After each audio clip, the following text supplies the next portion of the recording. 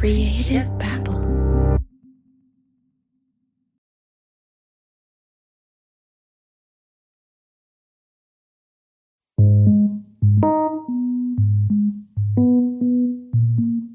Peter Pan syndrome.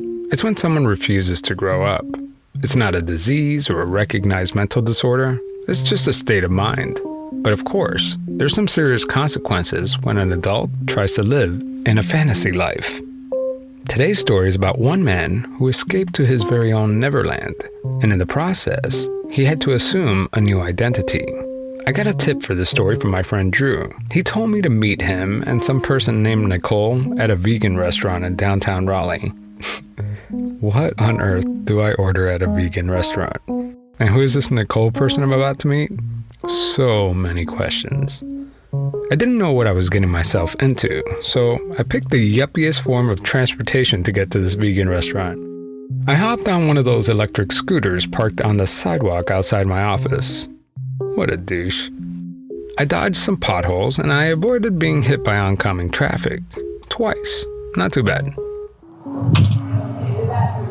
I didn't bring my recording gear with me because this was just a meeting, not an official interview. But I still wanted to record our conversation.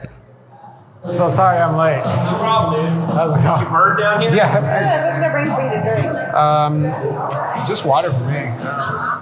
So I turned on my phone recording app. Who's first? Go for it. I'll go for it. The chopped salad. I'm gonna do the under the volcano, no onion. I'll try the vegan black bean burger. Okay. Yeah. Thanks. We exchanged pleasantries, but honestly guys, I didn't ride here on an electric scooter for some small talk. So I asked Nicole to start from the beginning. It was right before spring break, and I got a call. They were like, "Can you come home?" And I was like, "All right." It was March 16th, 1998. Nicole was in college when her life suddenly took on a very bizarre turn. They were like, "Your dad's disappeared." And I was like, "What? What are you talking about?" Nicole's father, Larry Douglas Jones, vanished without a trace. No one saw it coming. There were so many questions. Was he dead? Did someone kidnap him? Did he just go fishing and just not tell anyone?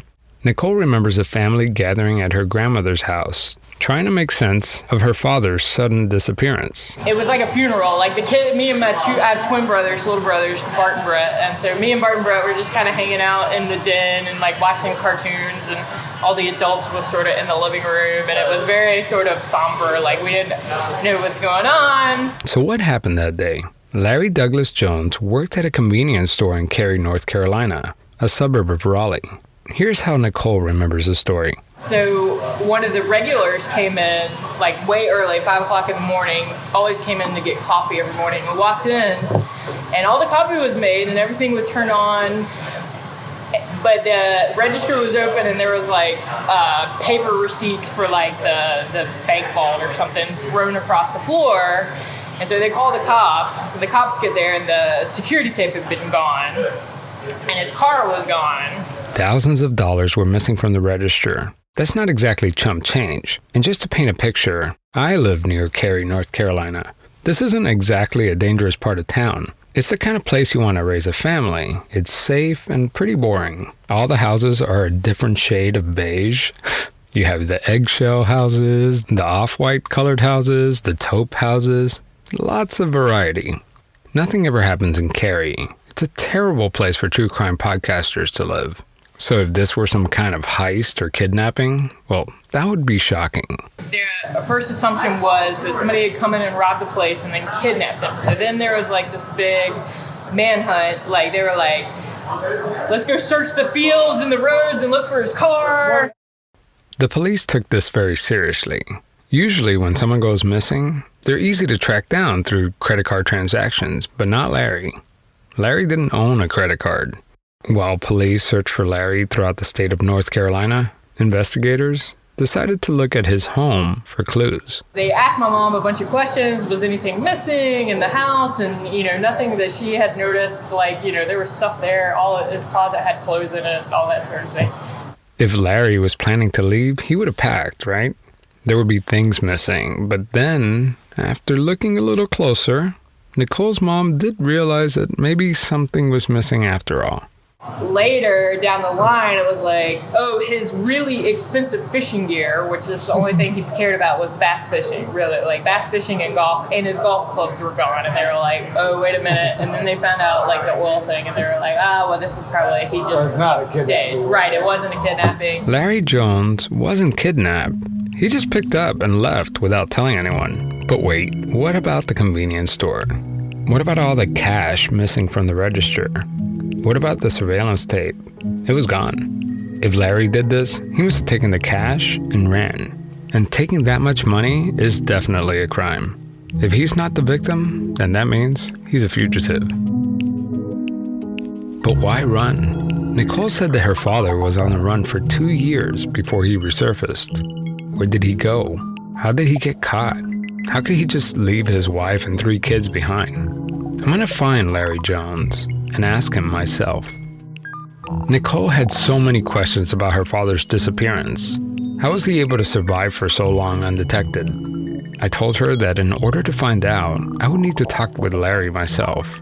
This is my friend Andrew. You got to get him to tell the story because he's the only one that was actually there. I feel like you have nothing to lose with me contacting him. Yeah. You know what I mean? Because it's not you asking him, it's me, right? Yeah. And I wouldn't contact him like, hey, so you tried to fake your own kidnapping. Right.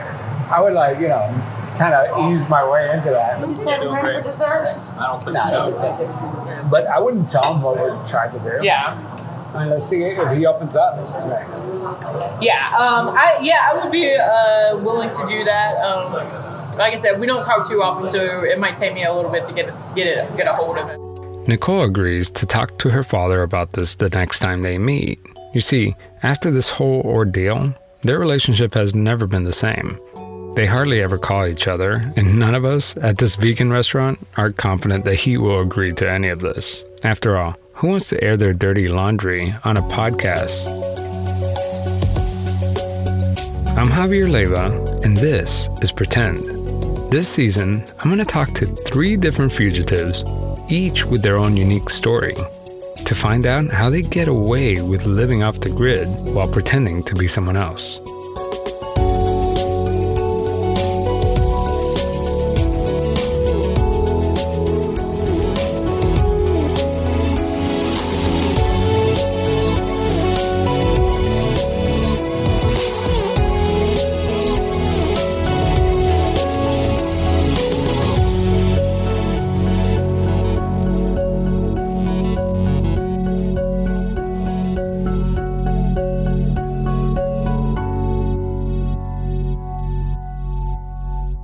Before I find Larry Jones, I meet up again with Nicole and her brother Bart at a coffee shop in Raleigh. I wanted to learn more about what happened from their point of view. This is Bart Jones. He was 16 when this happened. Daddy has been a moron his entire life. His entire life is a series of moronic decisions, one after the next. At first, it appeared that Larry Jones was kidnapped, and even after some suspicious signs, the family was still in denial. One of my dad's very best friends called my mom randomly out of the blue some period of time after all of this happened and asked my mom, do you think that he did this instead of it being done to him? And my mom, I remember talking to her saying, why would you say something like that? First of all, what would lead you to believe that? And second of all, do you know something you're not sharing with anybody? Because they interviewed everybody. And so he asked that, and my mom was extremely dismissive of it. In fact, I think she was very hurt about the whole idea, because I think the one thing she was clutching to was the optimism that this was a tragic set of events that we all were victim to, not the victim of a ludicrous hoax. My mom actually went and looked at his clothes, because the way that my dad had staged his clothing, his jeans and all of that stuff in the closet, he had pushed everything to the front of the closet. So it looked like nothing had been disturbed. And then, of course, shortly thereafter, after she took the time, after she digested that and finally decided to look on her own, there was a lot of clothes missing. So I think that cemented in her mind what had happened. They located my dad's truck, and I remember hearing either secondhand or from the news that it was so far down in the woods and covered up and obscured that the tow truck operator that went to go pull the truck out had to literally walk a battery down there, and the doors were locked with the keys in and the ignition on, and it was completely covered up by brush and a tarp, like a fatigue or like a camo style tarp. I had to know, what happened? How did he resurface? When he turned himself in, that all happened without us. At no point, like during that whole process, did he call us or pick up the phone or try to initiate any contact. So it was like, oh, well, he just did this because, he had to keep from going to jail. That happened, and we just kind of continued with our lives, and there was no effort made to kind of communicate with us at that point. And the feelings were mutual. Larry's kids, well, they felt betrayed and hurt. So after their father returned, they wanted nothing to do with him. But one day, Larry showed up unexpectedly to Thanksgiving dinner. So that first time you saw him must have been like really awkward, right? To say the least. It was extremely awkward. So I'm assuming you guys probably didn't talk about the incident. Oh, no, not.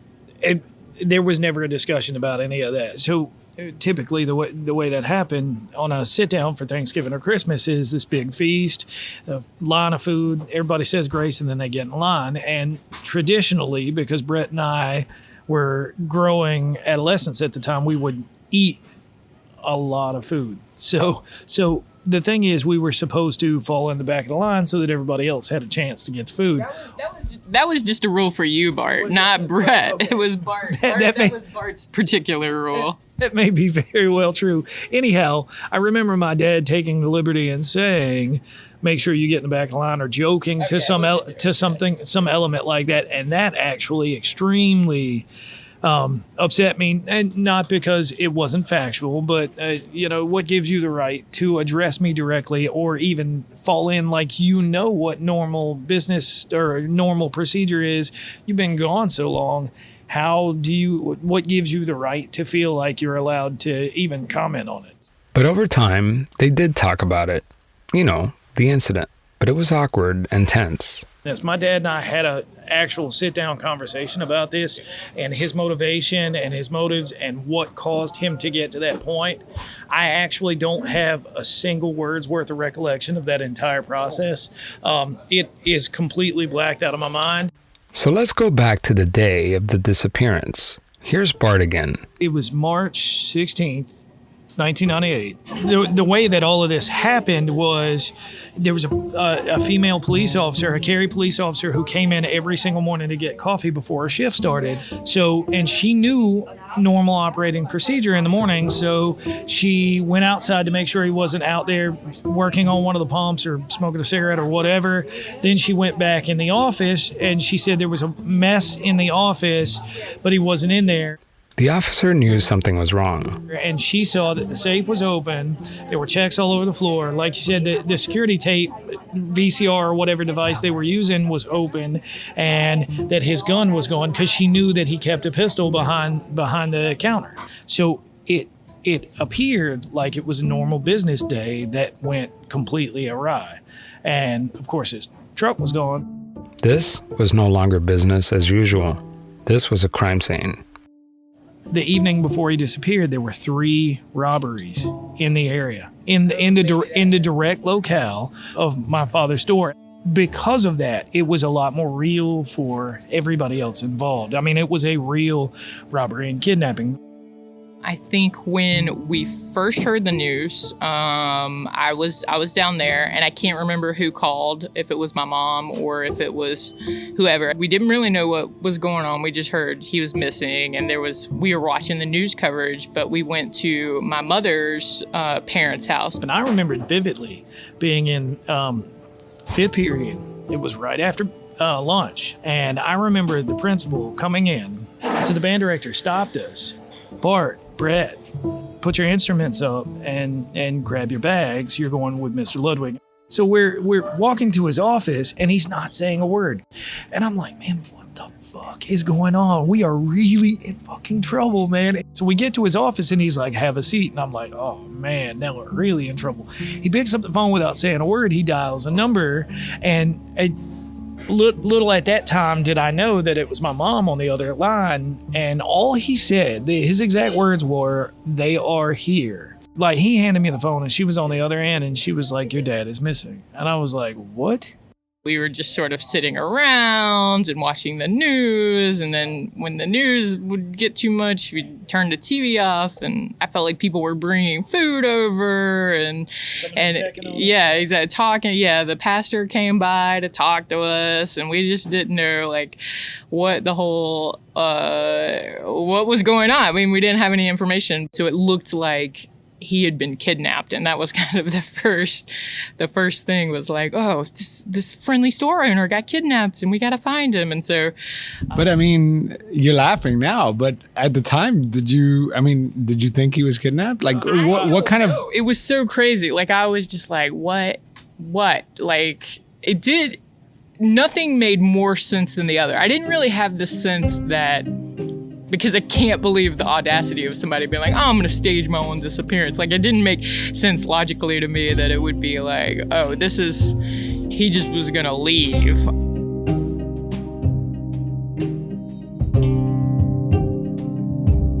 Reaching out to Larry wasn't going to be easy. Everything had to go just right in order for me to contact him. I first met up with Nicole at the vegan restaurant in late September. She told me that since he resurfaced, he only shows up to Thanksgiving dinner once every 4 years. Maybe then she could ask him if I could contact him. It was a gamble. Lucky for us, Larry showed up to Thanksgiving dinner this year. Nicole explained to him that a writer wanted to learn more about his life story, and to everyone's surprise, he agreed to talk. So I called him up and arranged a day to meet him. The only problem is, he lives 800 miles away in Gulfport, Mississippi. But I couldn't resist. I had to go find out for myself why he ran away. When we come back, I'm going to fly down to Gulfport, Mississippi and meet Larry Douglas Jones.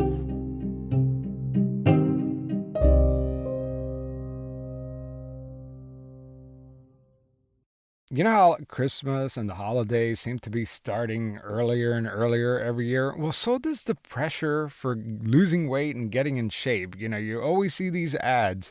Oh, get your beach body ready in 3 weeks. I mean, and that's just completely unrealistic. The secret to a great workout routine is just to put some points on the board. Just do a little bit of exercise every day to keep your body moving, right? And the Peloton, I find, is the best way to do that because there are thousands of classes to get you moving. There's Pilates, bar, boxing classes, stretching, yoga, core, upper body. You could do upper body one day. You could do lower body. You could focus on your core. And I just found out about this. Peloton Entertainment is a new feature that lets you watch your favorite TV shows or live sports as you ride, which is perfect because sometimes I do this too. I just watch reruns of Veep as I ride the bike. So get started with Peloton's New Year offers today. Head over to onepeloton.com/deals. Terms apply. Again, that is Peloton.com/deals. And start the new year working out, but with no pressure. Are you one of those people that watch a movie and know who the killer is way before everyone else? That means your detective skills are really sharp. You should put them to the test with June's Journey. June's Journey is a game that you could download on your iOS or Android, and it's great because you're solving a mystery the entire time.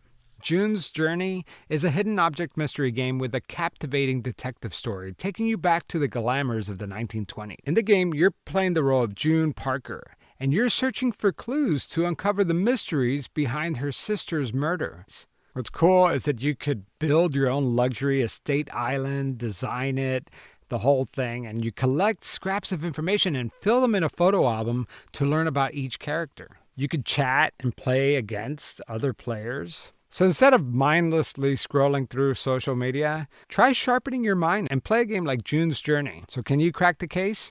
Download June's Journey for free today on iOS and Android. When I landed, I got in my rental car and plugged in Larry's address. But for some reason, I just couldn't find the house. I'm gonna go see Larry. In 800 feet, turn right, then your destination will be on the left. Hey, Javier. Hey Larry, how's it going, man? I'm driving around, and you were right. It is kind of confusing because I don't. Let me see. Look, you in a little gray car? Yeah, do you see me? Let me see. Yeah. Come back down that street. I'm the red house that'll be on your right. There's no houses on the left. All right. A little red house. Oh, I see it. I see him. Is that him? How's it going, man? So I must have just passed you. I told you it was confusing. Yeah. How's it going, man? Pretty good. Good Nice to meet you. Sorry, I have my... Come on in the house. Yeah. Larry lives in a red wooden ranch-style house about 5 minutes from the ocean. We walked to his backyard when I noticed this giant live oak covered in Spanish moss. It was pretty spectacular. That's an awesome tree, by the way. Isn't it? Wow. Can I take a look at that? That's Yeah, sweet. come on. That's an old tree. I'm guessing it's over 200 years old. There's a lot. We go back inside, and Larry just jumps right in. I wasn't real ambitious. I went to college, but nothing. I enjoyed life and didn't want to have a trouble of being responsible for something. And I just kind of went through life. And then as I got older and got kids to provide for them, and I don't know, things got a little complicated. And if I had to say I had a mental breakdown, I don't know what happened. I just woke up that I was going down the highway getting out of there. I was in a daze for probably 3 weeks. And then as I started to come out, I didn't do nothing but sleep all day. I got in a little flea bag hotel or motel down about 4 miles down 90. And I stayed there for almost a year, and it was like $55 a week. And the only comfort I had in life at that time was my fishing. I've always enjoyed fishing. And when I hit here, and about 3 weeks after I got here, I bought a little pole and went out here on the water, and I couldn't believe how good fishing was. I kind of put things behind me. I had something to get up in the morning for. I got up every morning at 5 o'clock and went fishing every day of the week. I stopped at this restaurant on the way back to my little motel and talked to the owner there, and was telling him how much fish I was catching. He said, well, won't you bring some of them to me and sell them to me? And I said, sure. All I do is give them away, and it was. I couldn't eat them all, and I found out that I could make easily $200, $300 a week fishing, catching fish and selling them. And I lived for about 3 years just catching fish and selling them to the fish markets and individual restaurants like that. It wasn't much, but it was enough to pay the rent and eat, so. Wouldn't it be lovely if you can leave all your problems behind and go fishing? I mean, you wouldn't have to worry about your mortgage, paying for your kids' college, gas in your car. Instead, you can walk away and live the simple life. So then I said, well, I can get a commercial license and I can sell them anywhere. If I'm going to go that step, I need to get a little boat to go out there, because you can catch a little more out of a boat than I was catching these fish off the beach, off the piers and stuff at the beach. But the simple life was just a facade. At night, when everything was quiet, his past kept creeping back. About 2 years later, when the fishing kind of, at first it distracted me from everything, it kind of wore off, and my feelings were coming back about missing family and everything. And that's when I just broke down and called home. I just caved in and had to call the family and tell them, I screwed up. I don't know what happened, but it was me doing it. Didn't nobody make me do it. I did it, and I don't know how I did it. I would have been the last one to tell you was even capable of just up and leaving. But I did it, and I miss everybody, and I want to come see you. And they said, well, come on, and I was there the next day. I asked Larry, why did you do it? Why did you leave your family behind? Was he having troubles with his wife? He said it wasn't like that. His family wasn't the problem. He said his primary motivation for running was strictly all financial. It didn't happen one day. It was probably a year to 6 months in the making that, my business was failing. I was losing money. Larry wasn't the owner of the gas station. He leased a convenience store from the oil company.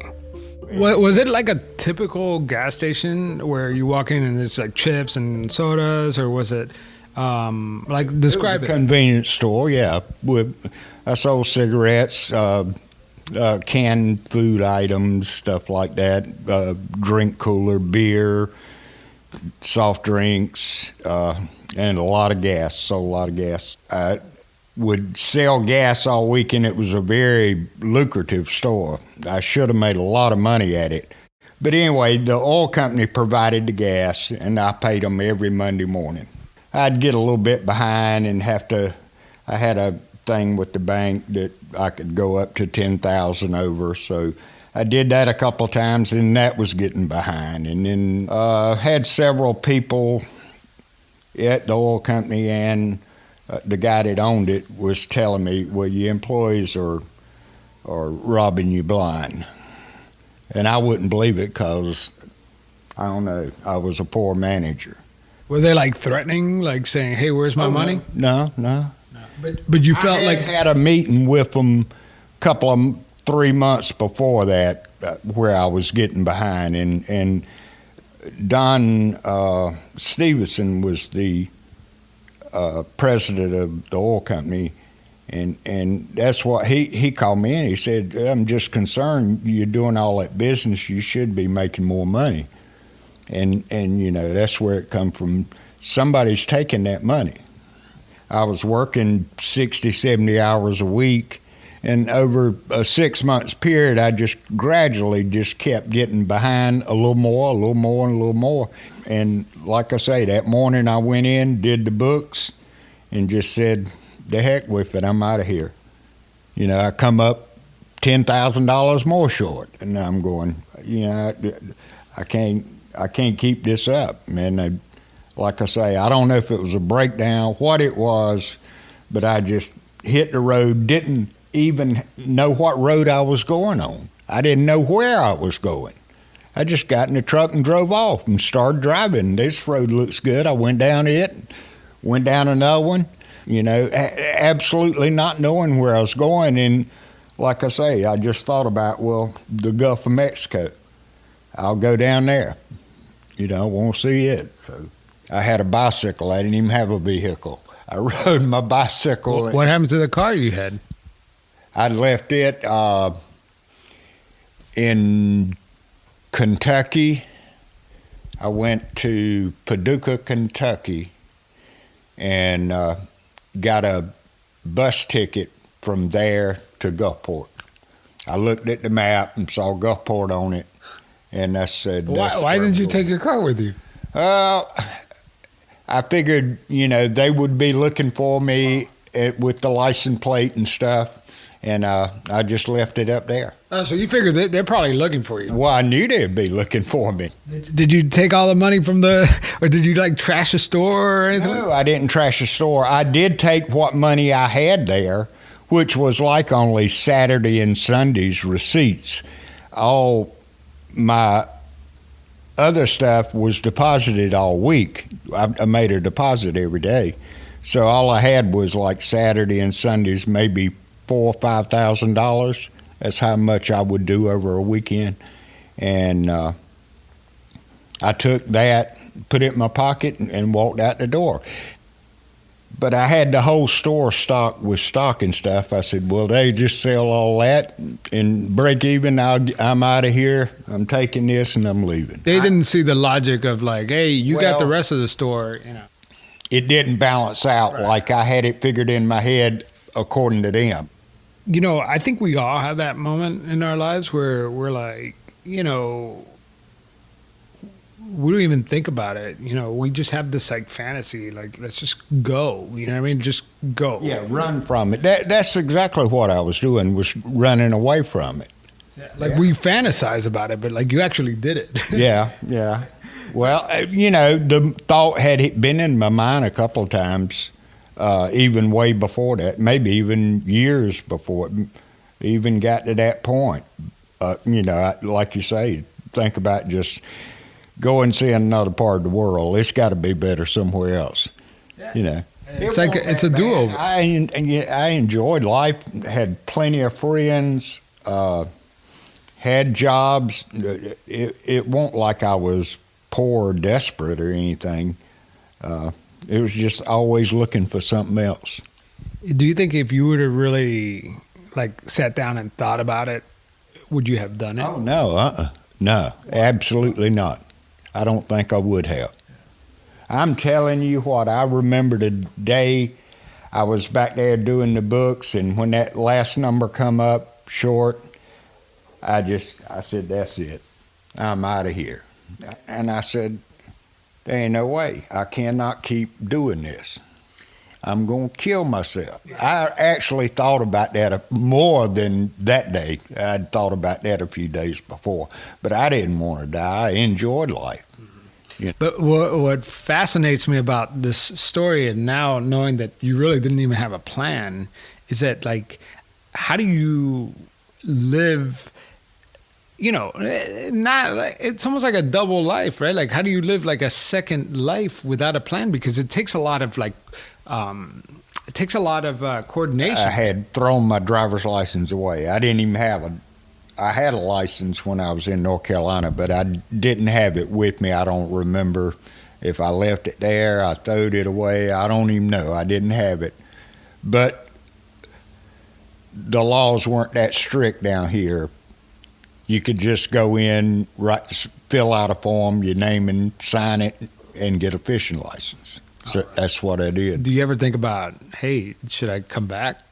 Or like, do I keep running?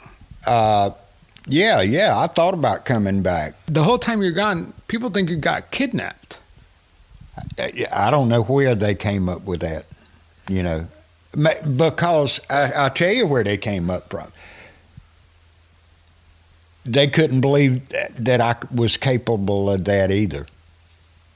And I didn't. That's what I say. It had to be something mental to cause me to leave. So there was like a media circus. Like, you didn't know any of that. I didn't know any of that. I really did. That's what I found out later. After I made contact back with them, they showed me all the news articles and stuff. And I knew my family was going to be just devastated. But I had absolutely no idea it would alert the general public. But here's the crazy part. This isn't even the first time a member of the Jones family has disappeared. My grandfather, which I met one time, he did the same thing. He left my dad and his 6 sisters and my grandmother, and he just went and moved out of state and remarried and had another family. And that didn't really, I didn't think about that though. That didn't have nothing to do with it. After the fact, I thought about it, but that wasn't in my mind at all when I did it.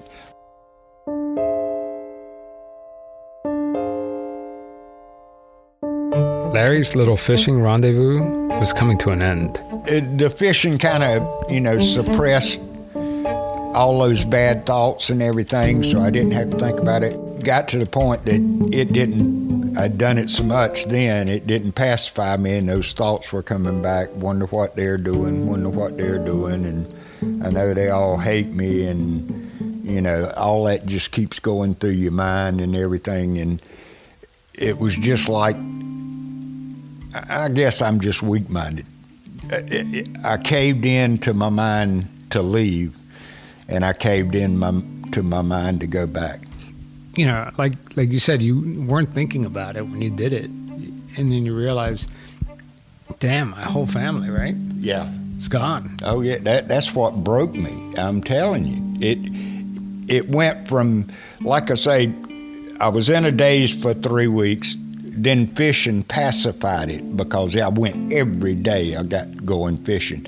And I didn't think about it. I just broke down one morning and called my brother and said, hey, you know, it's me.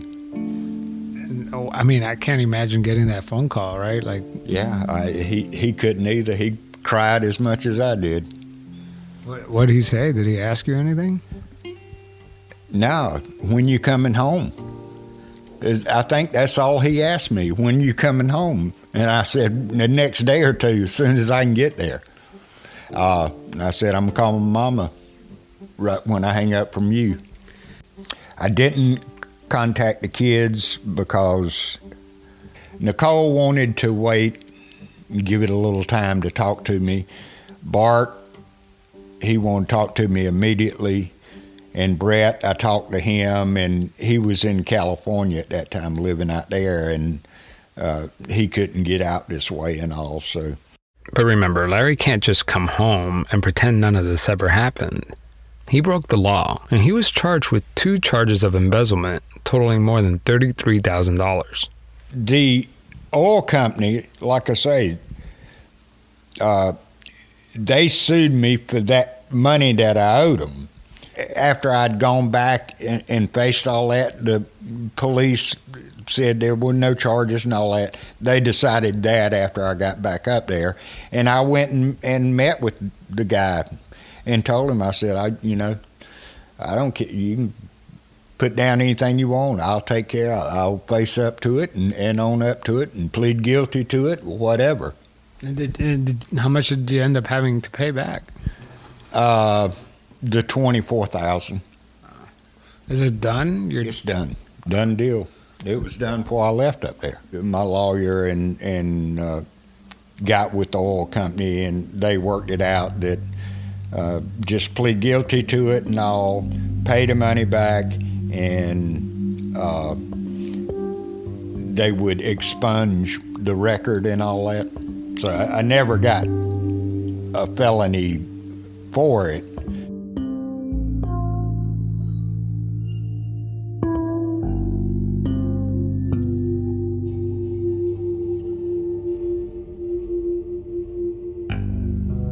I was really surprised at how friendly and open Larry was about this whole ordeal. After all, it's been 21 years since he disappeared. I couldn't stop thinking about Larry's story. I've been there before. I mean, I would imagine you have too, right? There have been times where I wanted to run away from it all. But there are real consequences for leaving everything behind. For Larry, it was more than just the legal trouble he had to deal with. How does he repair his relationship with his kids? So I sat back down with Bart and Nicole to tell them about my meeting with their father. Yesterday, I listened to the entire interview with your dad, and I pulled out certain sound bites, and I'm just gonna read through them so that you guys could react to them. Okay? And I think that in the process, I think you're gonna be able to almost fact check. Like, he said this. All right, let me see. What struck me about him, well, and I don't know how, and I want you guys to react to this, but when I met up with you, I had no idea that he would be so open to talking with me. And yeah, I wasn't sure he was going to, because I told you I thought that maybe he would have some sort of embarrassment about the whole situation, and that, normal people would feel, there would be some element of guilt or reluctance to acknowledge that. But it sounds like maybe in his experience, the events were less traumatic or less terrible for him.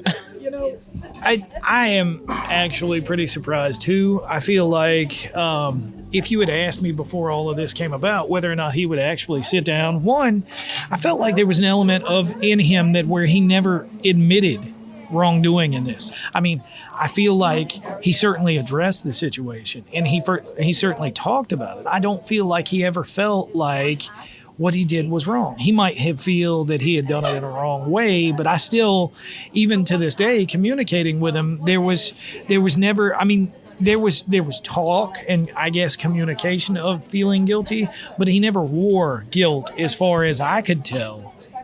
Well, and I got a mixed feel about that because I think that he recognizes that he did something illegal. Yes. Like I got him to acknowledge that, but like talking to you guys and seeing like the pain and like how disruptive it was to your life. Like I don't think, at least he didn't like communicate that to me, and like that. If I were you, I'd feel like, damn, that's what I want you to feel bad about. You know what I mean? Like, Yeah. but he just jumped right into it, man. Like he basically, like, we did a little bit of small talk, but he's like, I think I just had a mental breakdown. Like he says, I don't know what happened. I just woke up and I just started driving and going down this highway, and I was in a daze for like weeks. And I mean, you want to react to it? I mean, that doesn't sound. The amount of planning to like pack up your belongings, stage kind of the house, then stage the store. Like, where? How do you know? You there was some thought put into this. So, all right. So you guys know this part. This next part is kind of incongruent, right? Like his version and your version, right? So he says that he threw away his driver's license. And so he didn't have an ID, but he needed to get a fishing license. And so back in the day, you could just show up and just get an ID. And he says he used his real name. What do you guys know about that? I do know that he used, he had changed his name from Larry Douglas Jones to Larry Douglas or Douglas Jones, one or the other. He had eliminated one of his proper names. And doing all this research on fugitives, the best strategy for trying to fake your own death or like trying to create a new identity is to like keep one of your real names so that you could react to that name.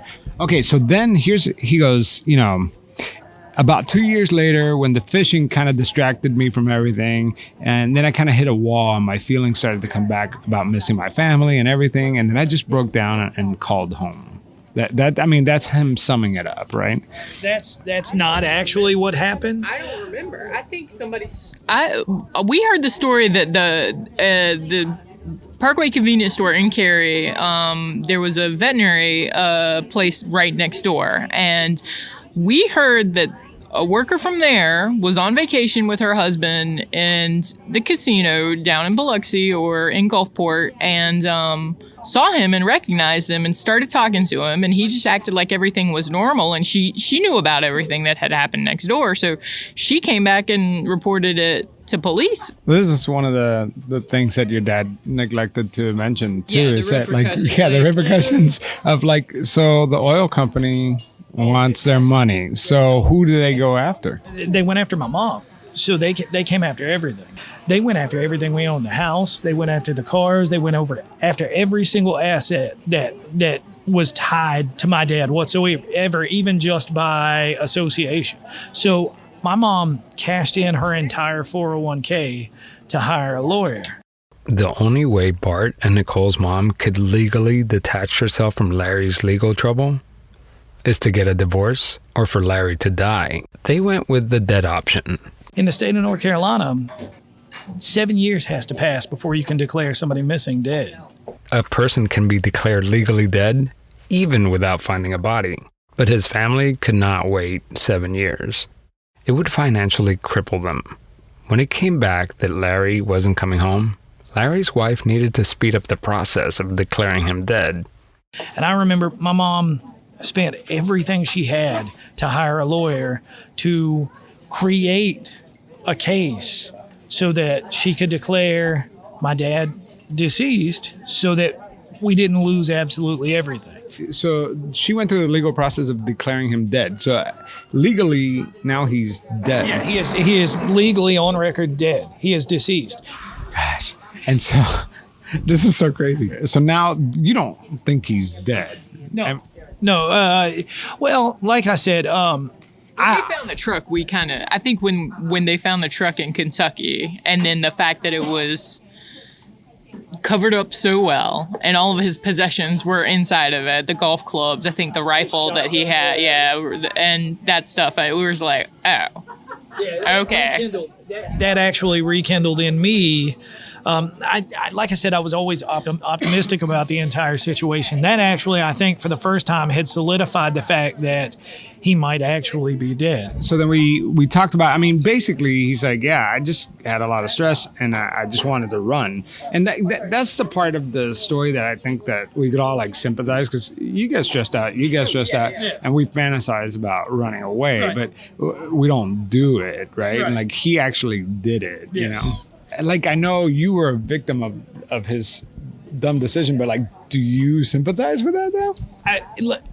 Let me give you some perspective. Absolutely not. And the reason I tell you this, not because of what he did to me. I'm even going to go so far as to say not what he did to my mom, but what he did to his family. His grandfather did the exact same thing and was gone for 40 some years.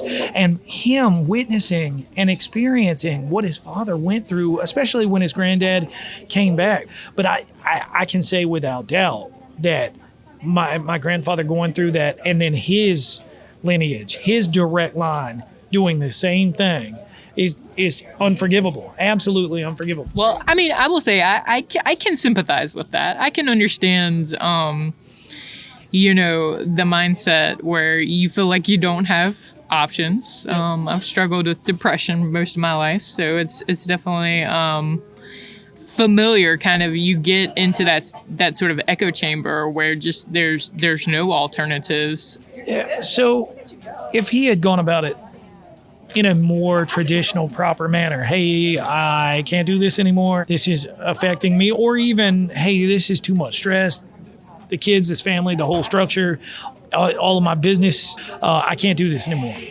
Had that happened, my mom would have helped him pack his stuff and kicked his ass out of the house. Divorce would have been totally an option for them, but he sort of, to me, I think he probably took the most non-confrontational way out of the situation. Do you consider your dad a selfish person? I do. We mentioned that sort of Peter Pan aspect of it. I just want to go fish. I don't care about these responsibilities. This is the only thing that I want to do. And I can understand having that kind of goal and passion in your life for sure, that this is all I'm going to do. But you make choices and you have responsibilities, and you still have to, you don't just bail on them. So that's... But here we are now, and like he kind of got the ending he wanted. He got that Peter Pan life. I mean, right? So he's not running anymore, but he's still fishing and doing his thing, and doing his thing on his own time, his own timeline, his own set schedule. And I can see the appeal in his lifestyle totally. But he sort of made the decision 18, 20 years too late. You do that before you bring other people into the equation, and because it had very real repercussions to us. As Bart talked about earlier, this has framed how we see the world. Larry Douglas Jones may have gotten exactly what he wanted, a Peter Pan ending. But when we all think of Peter Pan, we think of the animated Disney film, where he's mischievous and free-spirited, not a care in the world. But for those who have read the actual children's book by J.M. Barrie, you may describe Peter Pan as sadistic, arrogant, and selfish. When I spoke to Larry Douglas Jones, I got caught up in the romantic thought of leaving it all behind and living a simpler life. He doesn't need much, and he strikes me as happy. But when I returned to Raleigh and spoke with his children, I was reminded how cruel his actions were. Like, can he even remember the last thing he said to his kids before he left? Just like the real Peter Pan, Larry's only relationship with his family is based off of convenience. He's only there for them when he needs them. I'm not saying he doesn't love or care for them. I'm just saying that his actions prove that they were not his priority. And like most con artists, Larry seems to lack the empathy to really understand the consequences of leaving everything and everyone behind. Peter Pan felt abandoned by his mother, and even though he didn't know his grandfather, Larry too witnessed firsthand the hurt when his father's father walked away. I'll leave you with one last quote from the Disney version of Peter Pan. Never say goodbye, because goodbye means going away, and going away means forgetting.